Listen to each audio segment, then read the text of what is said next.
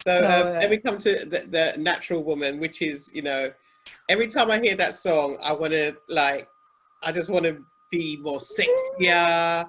I want to be, you know, I want to get my hair done. I want to be, you know, I just want to be Nubian. That's how I feel, like natural woman. So how did that inspiration come about? Or was that part of your journey? Was that part of your journey to natural? Yeah, it's part of my journey to start learning to be more comfortable in my own skin, because out there it's like there's just constant pressure, not pressure, but you understand what I mean. It's like you're looking at certain images, and the reason why I stopped putting wigs, all of that, aspiring to have straight hair, is for my girls and for my son also, because you know, if you want your hair straight, you don't have to chemically straighten it. You know, you can use heat, or you just have to you have to learn how to deal with your hair. Afro hair is very, very versatile, and you can have it in so many different forms naturally. I don't want them to ever chemically process their hair. I stopped chemically processing my hair when I fell pregnant with my first child, you know, and that was 15 years ago. I stopped. Wow. And that was just maternal instinct, because I was like, you know what, you know, the pain and the burn. Do you know the pain and the burn for relaxer? Oh yes. Right. Yes. I was like, I don't know how far this chemical is actually going to penetrate my body. And you know, woe betide if you know that maternal instincts, if anything, anybody is anything that I do is gonna hurt my unborn child. So I stopped relaxing my hair then. And I should just point out, just so that with the viewers and the listeners, before we started the interview, I asked Chardel where she got her hair from, because I did not realize that was her own hair. That's just to show you how long it is, and this is all my own. I think it's fantastic. It just gives you something to aim for. Yeah, brilliant. It's all my own. Lovely. And it's like, even when I'm at work and people, you know, men will come in and they're like, "Is that your hair?" And I'm like, "Yeah." They're like, "No, it's not." I said, "Yes, it is. Would you like to see my scalp?" And they say yes. It's honestly, it looks fantastic, but yeah, it just shows you what can be achieved if we, as you said to me, you just leave the hair. And you know, as I said, it's like, as Black women, that's what we find it hardest. We find it so hard to just leave it alone and love it how it is. And it's like, when we see other women who do it, we're like, oh my God, I wish I could do that. I wish, but you can. You just have to learn, because a lot of our parents, a lot of our mothers, they were not taught how to take care of their own hair. My mom, she couldn't chemo, she could just plait. So thankfully, my sister used to take care of my hair a lot. She could cane roll and do all the styles. You know, my hair was in the hands of my sisters. But if my mom had known how to care better for her hair, how to nourish it, how to, you know, to leave it alone and not have to relax it and not straighten it and not, you know, always put braids in it, because braids are nice and I love the look of locks, but it's like, you see this hairline is very precious. Once it goes, it's very hard to go back. Very hard. Yeah, I know. Yeah. So a lot of women get themselves in a position where they've chemically treated and abused and covered and weaved, so that, you know, their hair is like threadbare and they have no hairline. So then you're put in a trap. So then you have to kind of, it's like you either go into some form of hiding, or you're wearing a scarf while your hair recovers. But if you leave your hair alone at an early enough stage, I promise you, your hair will just thrive, just like a plant. You know, it's like a little seed. Sometimes you don't even have to nurture some seeds. They just even potatoes. You put a potato in a cupboard, and it just wants to grow. It's not because you're taking any care of it. You threw that down. It's the same with your hair. Just leave it alone, and it will thrive, as long as you haven't done too much damage already. you know, and it's like, I so badly want to color my hair, but I'm like, I'm afraid to, because I don't want to damage it. Yeah. Because coloring also does a lot of damage. It strips the hair. Yeah. And so I just like, you know what, I have to resist the temptation to put color in my hair. I have to resist the temptation to put false eyelashes on because everybody's doing it. You know, I have to resist the temptation to, you know, put a wig or a weave on and just love myself, because when you put all that on, oh, you love it, you're glamorous, it's nice. And when you take it off, you're like, it's like you don't even actually like yourself. You look and you feel like you're not dressed or you're not made up, but it's like you start to tell Kenzie, don't shout. There go, my daughter was sitting there. So it's like you have to learn to be, you know, to be comfortable in your own skin and feel beautiful in your own skin. And even without makeup, you know, I try to wear as little makeup as possible, because I was like, I haven't got time, Coral. I ain't got time. You haven't. No, so it's like everything has to be done quickly, and you start to have to learn how to do things. You have a little routine, and it's just a little bit.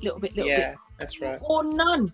You just, if you haven't got the time, then just invest it in your skin. You know, this is the starting point, to have good skin, to have good hair. And if you haven't got time to put makeup on, then you do it with the clothes. You know, because you still will look well put together. It doesn't always have to be high glamour all the time, you know. So and you will find that you feel comfortable within your skin. People will look at you like, wow, different level of respect.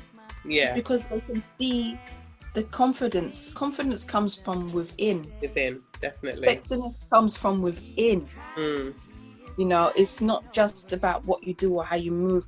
It's almost like it's a confidence. It comes from within. It's a passion and a belief in yourself that comes within, and people will see it and feel it, you know, and wonder what it is. But it's like we all have it there. But then now, okay, so we've had Essence, we've had Natural Woman, and then Born Again. So that suggests another shift, another transformation. Am I right? Exactly. Yeah, it's another new beginning.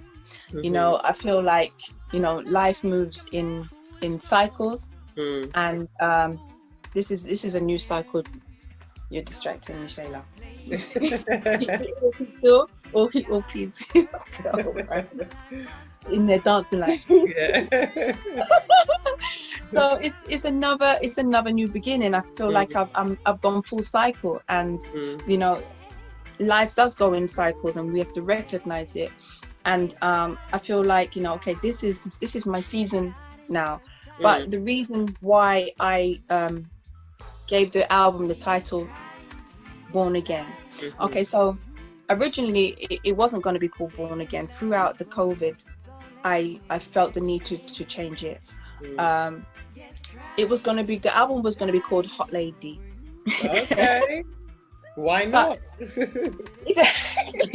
I had the cover photo in my mind. The song was already written. It's just that we were trying to get a producer in. It was going to be like an Afrobeats tune, but we couldn't get the producer in the studio to build the rhythm. Okay. So then, you know, COVID kicked in, and my brother, you know, I don't have any biological brothers, but this is a person who I call my brother. He's a family member. He's the one that, him and Cutty Ranks, they brought me to Stingray 20 years ago. Okay. Yeah. So he's always been there in my life, in my family, musically guiding me, and also a brother figure who made me feel very secure, because he guided me and was giving me advice, and he was doing it not because he wanted anything from me. He don't want anything from me. He do it because of the love, of the respect, because of the bond that we had. So he and I both, and another person, that we all fell sick at the same time. And I was the only one out of the three of us that wasn't hospitalized. Right, what, from the COVID? Yeah, I didn't go and get any tests or anything like that, because at that time you try to see if you can get tests. Then you call the doctor say call 111. You call 111, they say go onto the website. You know, go onto the website, you can't get anybody. And so it's like, by the time I went on the website, I was feeling better. They said, do you have a cough? Do you have a temperature? No. I said, well, it's highly unlikely that you had COVID. But I got licked down with a piece of flu that was red. And the two others, you know, we were all talking. I was speaking to my brother every day. I was speaking to Dilly every single day. And go and close my door, Shayna. He and the other person were progressively getting worse as I was progressively getting better. All by myself, you know, woman power. Yeah. We do what we have to do. Yeah. Exactly. So it's like, you know, the hospital was the last place that we would have wanted to go. And, you know, when the other person went to the hospital and their sister was put in intensive care, and that person was put on oxygen, my brother, he didn't delay. He went straight to the hospital. And as he was there, you know, he said, you know, they're going to put me to sleep for a couple of days. And I didn't really understand, you know, what he meant, but, you know, they were going to put him in an induced coma. Yeah. And, you know, he was begging me, says, please go to the hospital. And I was like, no, I'm not leaving my children. I'm not going anywhere. Yeah. I said, I'm fine. I'm getting better. Even though it's like I was still a bit chesty, but I was good. I didn't have any fever. I didn't have anything that they had. And I said, I'm not going. I'm not leaving my children. I'm not going anywhere. But he scared me. He scared me so much that I called my cousin and I said to my cousin, if anything happens to me, would you please, would you look after my children? So, you know, I wrote my will that day. I called my oldest daughter and I told her where my life insurance policy was. You know, I told her where certain things were, and I, you know, that day he went into the hospital and he was in an induced coma for 4 or 5 weeks. What? And, you know, I was so afraid that he was going to die. And I was like, yo, look at this. We had the album ready. Everything was there. And I was, you know, that at that time, my mom would be so proud of me. I was praying. I was teaching the children how to pray because it just felt hopeless, very, very hopeless. And I felt so insecure that I don't have my brother there to, you know, as my protector. And prayed and started to read my Bible. I said, I'm not religious, but I was like, I have to do something. I have to put power into a different form of communication. At that time, I was talking to him. It's like I was begging the universe to let him hear me. And as I said, I was afraid that he was going to die. And I said, you know something, I'm not going to wait for it to happen for me to put a power behind our union, our musical union. So I spoke to Dilly and I said to Dilly, how do you feel about, you know, we changing the name of the album to Born Again?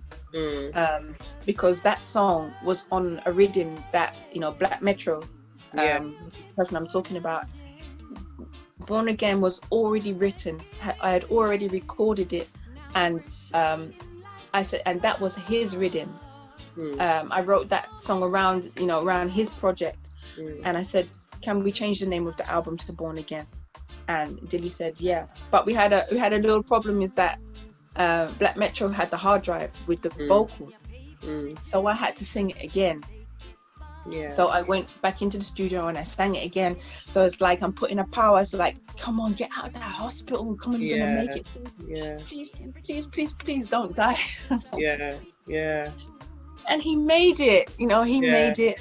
He came out of it. It was a struggle, and it was even when he regained consciousness, and it was still a fear, because then they had to, you know, take out the tube, and then they had to put a tube in here, and it just wasn't cut and dry. And we were hearing, getting health updates that he was okay, but he wasn't out of the woods yet. He suffered very badly. Had to have rehabilitation, learn how to walk again. All them kind of things. But he did it. He's such a fighter. I'm so proud of him. Yeah. And I called it Born Again because I was putting the energy into that, hoping he'd come back, and also the fact, putting energy of my mum's voice in there, and seeing that, that whole COVID time, I had a chance to relax.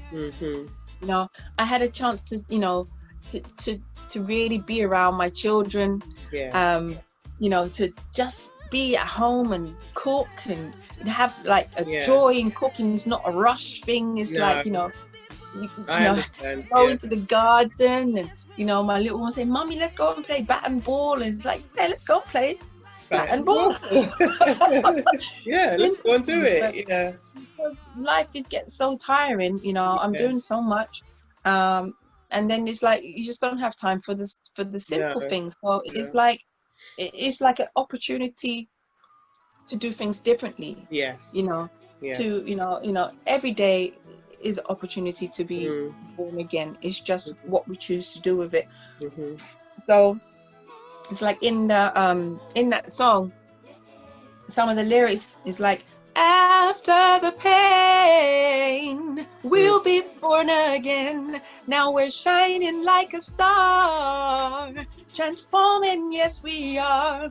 So transformation is an opportunity to take something and make it what you want it.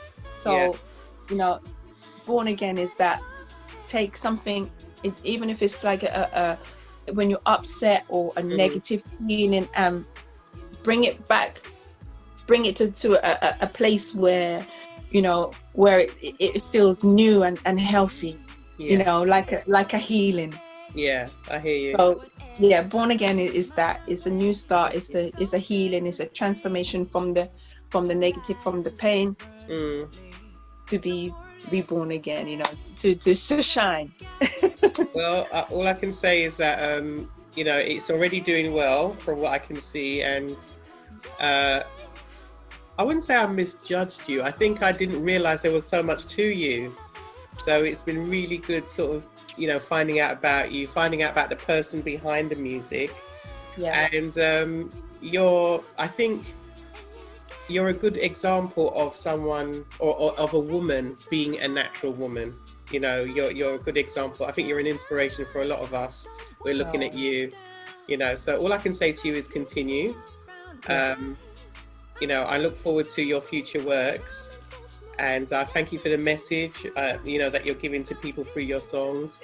I think I think you've done extremely well, and I know you're going to do even more. I mean, I've watched your growth and your development, but you've really excelled. Thank you. So I think it's out on all platforms now, on all digital platforms. It is. Yes, it is. Yes. Okay. And can you just tell us your social media handles where we can reach you? Yes. So Facebook is Chardel Rhoden. On Instagram, it's Rhoden Chardel.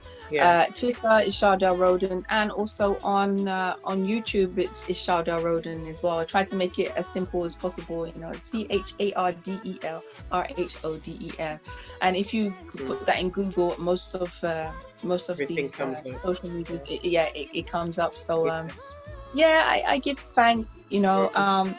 The progress has taken its time, and I've had to learn a lot of patience. Because sometimes we beat ourselves up, we want things to move faster. But I started to become comfortable with the fact that any progress, no matter how small it is progress. As long as you see things evolving and moving in the way that you want them to, then that's a success. Some people's success equate success to numbers, or to money, or to those things, but progress it is success. And you know, I give thanks, you know, because nothing comes before its time. If No. I got to this stage right now earlier, I might not have been ready within myself, because my children are my priority. I put them first before everything and before everyone. So I have had to take my time with the music, but the music is evolving now. You know, my youngest is 11 years old. She's going to be going to secondary school soon. You know, my son is 14, and my oldest is 15, going to be 16 in the new year. So it's a new time for me also, as a mother, within my family. You know, it allows me to have more independence, because they have more independence, because they're older. I don't have to model coddle them. I'm learning, I'm teaching them to be independent, so that I can go out and get it for us. You know, I keep telling them I am going out there to get it for us. And this is how we learn. We watch that parent, or you know, I want to be a very, very positive influence, an example for them. So everything I do is it's for them. You know, I want to leave a legacy. I want to leave a legacy, so that one day they can say, "Oh, are you Chardel Rhoden's daughter? Come in, yes. You Chardel Rhoden's daughter? Yes, you can have it. Yes, yes, yes, yes, yes." That's what I want. I want to leave. I want them to learn also as well. You know. So, right, in closing, what is the message that you would like to leave? What is your personal mantra? What is the message that you'd like to leave to everyone? Okay. As I said,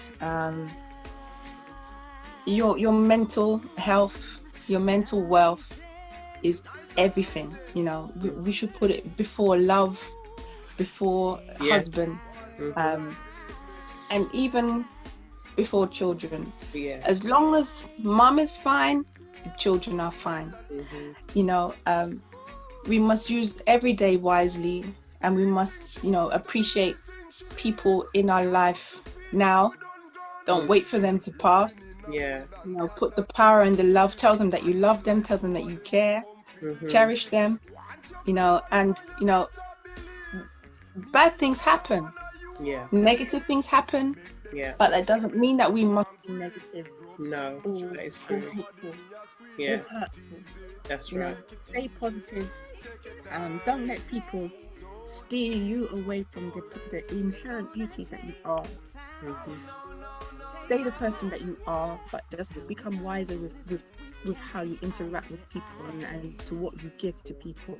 Absolutely. Don't change yourself for anyone. You know, as I said, every opportunity is there for you to change things around. You just have to believe in yourself. You have to be confident, and you have to go for it. And you have to be fearless. Be fearless. Don't be afraid. We make mistakes, but mistakes are learning opportunities. So, like that, as I said, every day is an opportunity to be born again. Just choose what you do with it wisely. Lovely.